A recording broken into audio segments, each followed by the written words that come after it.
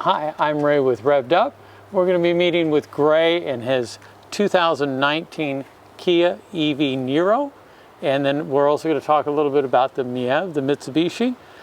Gray, tell me a little bit what got you interested in the electric cars.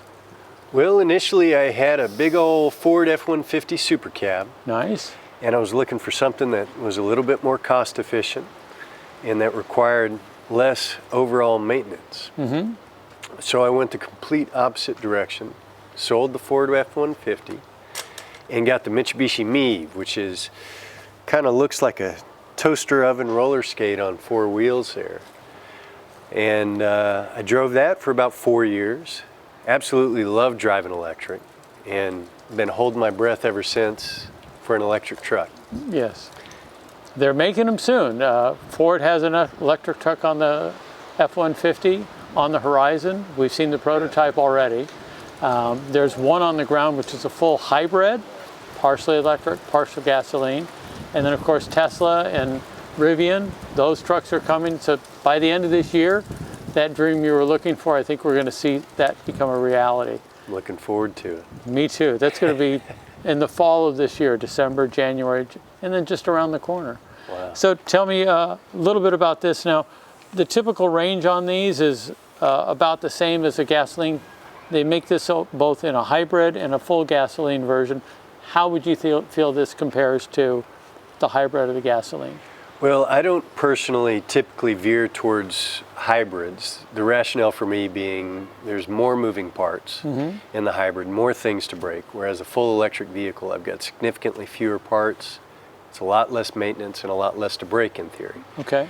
So I go full electric if I'm going to have any sort of electric vehicle. The Niro itself, I get about 300 plus miles to every charge. Now the EPA rated on this was 239. How are you getting 300 miles on that? I coast a lot. You get your energy regeneration. Okay. So you got that, they call it regenerative braking or something to that effect. Yes. In this vehicle I love, it's just one pedal driving. I've got a little handle, a little pedal on the steering wheel that I can use to slow down the vehicle, to bring it to a complete stop if I time things correctly. So I never actually have to use my brake pedal. I think you might find, I got to drive one of these for quite a while, and I was using the paddle shifters as well, and I found that you actually could get a fourth level on there. There's 3 by default, but if you click it the 4th time, you can actually get a little bit more of stopping power. So play with that next time you're out driving, safe of course.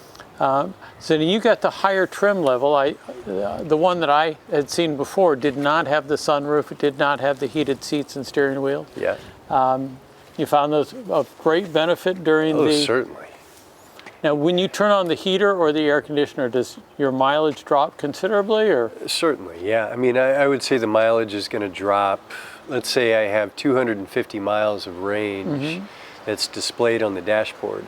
If I turn on the AC and I've got it on full blast, that mileage could drop a good 50 miles or so. And that's just on the initial warm-up. Once the car's at temperature, as you're throttling down the fan, then you start to get to miles back. Is Exactly, that right? Yeah. exactly. And then if you're using the heated seats, which I didn't have, right, you don't have to run the heater exactly. as much. When you use the heated seats, there's significantly less energy use. And that's, you know, people don't realize that with internal combustion engines.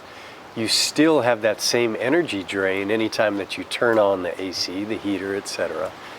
You just don't see it as dramatically as you do in the electric vehicle because we've got our mileage displayed right in front of our face. This is a front-wheel drive? That's correct. This has a lot of torque, correct? It can get up and go. You've got a couple different, you've got the sport mode, you've got the eco mode, you've got the eco plus mode. Yep. Which mode do you drive in on a day-to-day basis? The eco mode. Eco certainly. mode. Yeah. Have you played with the sport mode? I have. You know, it has so much power to it that I spin out and ruin my tires faster than I'd like to. Now, it seats 5 comfortably? 5 very comfortably, Okay, yeah. There's great. plenty of room back here, especially compared to the MiEV. You know, I've got significantly more cargo room as well as leg room. And speaking of cargo, you've got the 60/40 folding seats Yep. and the pop-up lift gate. Yep. Have you put all the square boxes back and counted how many you can put in? Well, I actually have 3 boxes over there in my garage that Okay. typically live in the back here. Okay. Got my tools, toys, and clothes back there. You know, being a dad, I've got to have all those things at any time. Mm-hmm. And those 3 fit back there just great.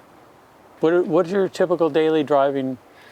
For me, it goes anywhere between, you know, if it's a light day, I might just drive 10 miles. If it's a heavy day, I could be driving 100 plus. Just last night, I drove up to Round Rock and drove back, no problem, you know, over 100 miles where I was going there. Now the recovery, do you have set up a 110, 120, 240, 220? What charging environment do you have set up? So when I got back from Round Rock last night, Mm-hmm. and I'm way in South Austin, I plugged into a 110. Okay. And that's what I use right now because I haven't got the installation set up yet for 220. Sure. And the 110 works just fine. That gets 3 to 4 miles an hour, right? Yep, just So about 10 that. hours later, you've recovered, well, you said you drive 10 miles. Exactly. So 10 hours later, worst case scenario, you've recovered 30 miles of the 10 that you've already driven. That's so right. You're 20 miles ahead of the game. That's right. And that costs you what on your utility bill? 3 cents? Very Nickel? little. Yeah. On the utility bill here, you know, per kWh, we're looking at right around 10 cents, let's call it, just for even math.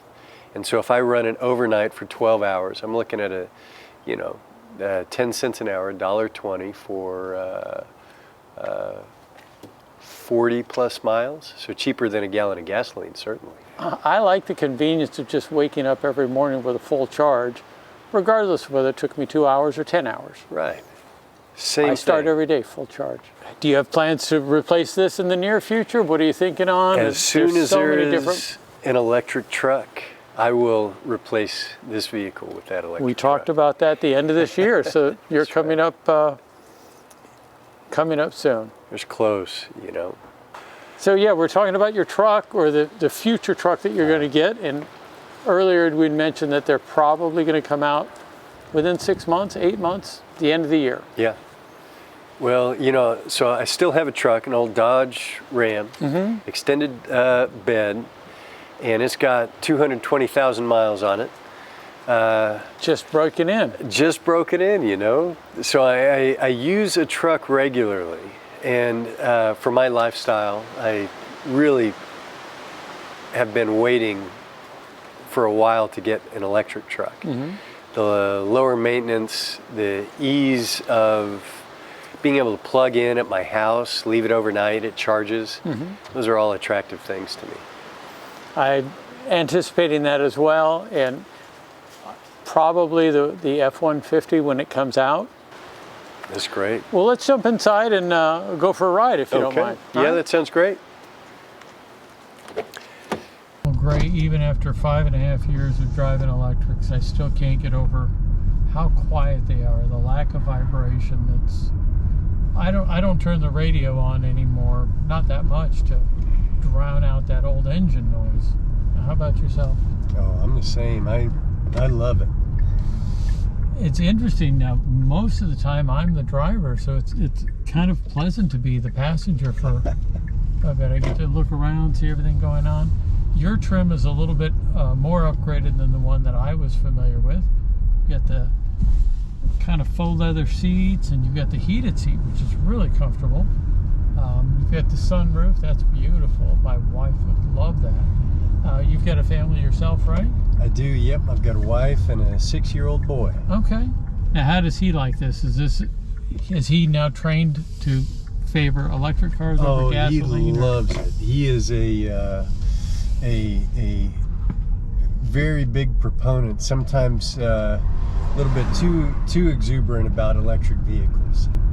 Oh, look at that, a smart car. They make an electric version of that too. I don't see them very much, but they do have one around.